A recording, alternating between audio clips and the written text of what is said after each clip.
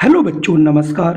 मैं हूं नारायण पटेल। आपके अपने चैनल पर आज हम बात करेंगे अटल आवासीय प्रवेश परीक्षा कक्षा 9, जिसमें साइंस के 35 प्रश्न पूछे जाते हैं। लगभग प्रत्येक जो चैप्टर से एक प्रश्न आता है, जिसमें एक चैप्टर आप लोग जरूर जानते होंगे, परिवर्तन, यानी जिसमें भौतिक परिवर्तन और रासायनिक परिवर्तन एवं पास पड़ोस में होने वाले अन्य परिवर्तन कौन होते हैं। इनसे एक प्रश्न आपको 100% देखने को मिलेगा, क्योंकि विगत वर्ष जो भी परीक्षाएं होती हैं, क्लास 9th में एडमिशन के लिए हो चाहे स्कॉलरशिप के लिए हो, यहाँ से आपको प्रश्न जरूर मिलता। तो आइए इस चैप्टर को पहले समझते हैं और उसके बाद इन क्वेश्चनों को करते हैं। देखिए, सबसे पहला प्रश्न आप ये समझिए, परिवर्तन क्या होता है। जैसा कि आपकी स्क्रीन पे दिखाया गया है कि वस्तु की अवस्था, आकार, रंग, स्वाद एवं गंध तथा प्रकृति में निरंतर होने वाले परिवर्तनों को ही हम लोग परिवर्तन कहते हैं। परिवर्तन को अगर प्रकार की बात करें तो परिवर्तन बच्चों दो प्रकार के होते हैं। एक तो होता है मंद परिवर्तन, दूसरा होता है तीव्र परिवर्तन। तो पहले हम बात करेंगे आखिर मंद परिवर्तन होता क्या है। देखिए, जब किसी परिवर्तन के संपन्न होने में अधिक समय लगता है तो इसे धीमा या मंद परिवर्तन कहते हैं। तो आखिर मंद परिवर्तन कहते किसे हैं ये आपने देख लिया, लेकिन कैसे। जैसे हमारे नाखूनों का बढ़ना, बच्चे का बढ़ना, लोहे में देखिए जंग धीरे धीरे लगती है, प्रातः काल जब सूर्य निकलता है उसको 10 से 11 घंटे लगते हैं अस्त होने में। ये हमारा एक मंद परिवर्तन है जो आपको एक साथ नहीं दिखाई पड़ते। अगला है तीव्र परिवर्तन। ये परिवर्तन ऐसे परिवर्तन होते हैं जिनमें बहुत कम समय लगता है और इन्हें आप देखते ही आप इन्हें समझ जाते हैं। तो जैसे अगर हम बात करता हूं, जैसे आप पानी में आप नील डालते हो, तो नील डालते ही आपने देखा होगा कप जो पानी है पूरा रंगीन नीला हो जाता है। माचिस को जैसे ही आप जलाते हो तुरंत माचिस जो है डिब्बी पर रगड़ते ही जल जाती है। गुब्बारे का फटना, आप उसमें कोई नोक चुभाते हो तुरंत परिवर्तन हो जाता है, यानी गुब्बारे का आकार बिगड़ जाता है। अगली मैं बात करूं जो सबसे इंपॉर्टेंट है, आखिरी इसमें और भी बहुत से परिवर्तन है, लेकिन जो सबसे मेन परिवर्तन यहाँ पढ़ना है वो है भौतिक परिवर्तन। दो प्रकार के परिवर्तन होते हैं, भौतिक और रासायनिक परिवर्तन। तो पहले बात करूंगा यहाँ पे भौतिक परिवर्तन क्या है। जैसा कि आप स्क्रीन पे देख रहे होंगे, ऐसे परिवर्तन जिसमें पदार्थ का रूप बदल जाता है परंतु कोई नया पदार्थ नहीं बनता। मतलब इसमें कोई एक पदार्थ थोड़ी देर के लिए आप देखोगे उसका रूप तो जो है बदल जाएगा, लेकिन उसमें कोई नई चीज नहीं बनेगी, रहेगा वही। उसे हम लोग कहते हैं भौतिक परिवर्तन। तो इनमें क्या है कि अगर सामान्य अवस्था फिर लाई जाए तो वही चीज पुनः बन जाती है। जैसे बादलों का बनना, पुनः बनेंगे बादल। बर्फ का पिघलना, बर्फ पिघल गया, थोड़ा ठंडा कर दो फिर बर्फ बन जाएगा। मोमबत्ती को थोड़ा सा टेम्परेचर दे दो, पिघल जाएगी, थोड़ी देर के बाद आप उसी मोमबत्ती को पुनः मोमबत्ती आप बना सकते हो उसका आकार बिगड़ने के बाद। अगला आता है रासायनिक परिवर्तन, वेरी मोस्ट इंपॉर्टेंट है। ऐसे परिवर्तन जिसमें एक या एक से अधिक नए पदार्थ बनते हैं रासायनिक परिवर्तन कहलाता है। इसमें क्या है कि अगर जो पदार्थ बन गया उसे आप पुनः जो पदार्थ था उसे नहीं बनाया जा सकता। जैसे आपके पास आम का सीजन है, आम आप देख रहे हो, वो कच्चा आम है, धीरे धीरे पक गया, अब पकने के बाद उसे कच्चा आप नहीं बना सकते। दूध आपको रखा, दूध अगर आपका फिटकरी डाल दी, फट गया है, तो आप पुनः दूध नहीं बना सकते। तो ऐसे जो परिवर्तन है, प्रकाश संश्लेषण की क्रिया जो होती है, लोहे में जो जंग लगती है, अब आप ये सोचो लोहे में जो जंग लग गई है उसे आप पुनः उसी तरीके से बना लो, ऐसा नहीं है।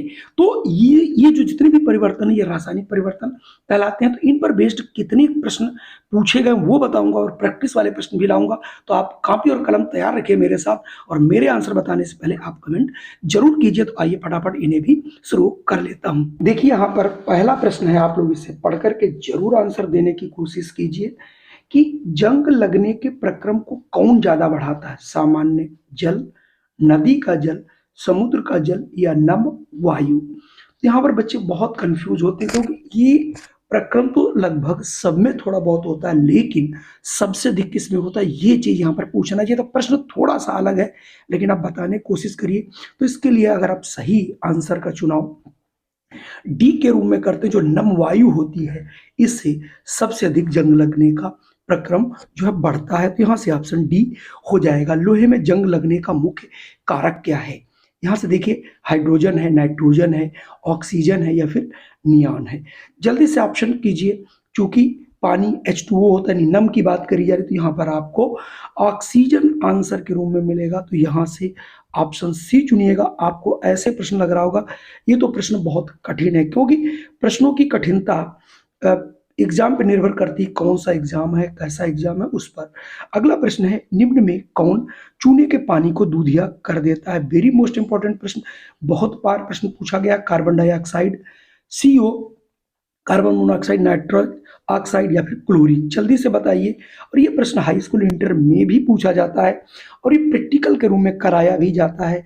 तो ये चूने का जो पानी है दूधिया करता है वो होती है कार्बन डाइऑक्साइड गैस, जो कि ऑप्शन ए में आपको दिखाई पड़ रही है। अगला है, निम्नलिखित में से किसकी उपस्थिति में लोहे में जंग लगती है? ये प्रश्न देखिए पुनः आ चुका है, तो हम इसका प्रश्न, जैसे शुष्क वायु है, केवल नमी है, इन सभी में, या नम वायु, तो यहाँ पर भी ऑप्शन आ जाएगा जो नम वायु होती है वही लोहे में जंग लगने को बढ़ावा देती है। अगला है, एक रासायनिक परिवर्तन का उदाहरण क्या है? चूंकि आप पीछे उदाहरण पढ़ चुके हो इसलिए यहाँ पर मोमबत्ती का पिघलना, अगर मोमबत्ती को आप कहीं रखोगे टेम्परेचर में पिघल जाएगी, पुनः आप बना लोगे। चीनी का शरबत, आप चीनी को गर्म करके फिर चीनी और पानी को उड़ा के अलग अलग कर सकते हो, लेकिन लोहे में लगी हुई जंग को पुनः आप लोहा नहीं बना सकते। तो यहाँ पर ऑप्शन आपका सी वाला जो है सही हो जाएगा। अब हम लेके आ रहे हैं आप लोगों के प्रैक्टिस अन्य क्वेश्चंस, जिन्हें आप देख करके उनके आंसर आपको देने रहेंगे। कुल मिला के वो प्रश्न आपको परीक्षा में जरूर मिलेंगे, वो अगले 10 प्रश्न है, तो आप फिर से तैयार रहिए। पहला प्रश्न है, निम्नलिखित में से कौन सा रासायनिक परिवर्तन है? कागज के बड़े टुकड़ों को छोटे टुकड़ों में बदलना, कोयले को पीसकर पाउडर बनाना, कागज का जलाना, कांच की बोतल का टूटना। अब देखिए पहला भी आप दोबारा बना सकते हो, कोयले को पीस करके पाउडर बनाया, पुनः आप कोयला बना सकते हो, कोई पदार्थ नया नहीं बनेगा। कांच की बोतल टूट गई, उसे आप जोड़ करके फिर कांच ही रहेगा, लेकिन कागज को अगर जल गया वो राख बन जाएगी, कार्बन बन जाएगा। तो इसका मतलब यहाँ से अब जो है ऑप्शन सी वाला आपका बिल्कुल सही होगा। शायद आप भी इसी प्रश्न पर आंसर लगाए होंगे। ज्वालामुखी का फटना, वेरी मोस्ट इंपॉर्टेंट प्रश्न है। ये कैसा परिवर्तन है?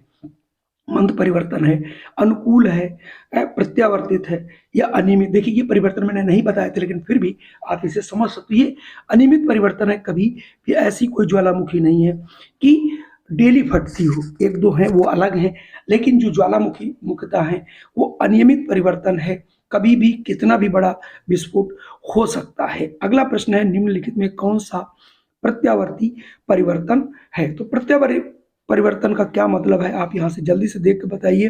तो आप परिवर्तनों में ये भी पढ़ लीजिएगा जो ऊपर उदाहरण आ रहे हैं, तो इसमें सही आंसर हो जाएगा मोमबत्ती का पिघलना। 4 है, भौतिक परिवर्तन में क्या होता है?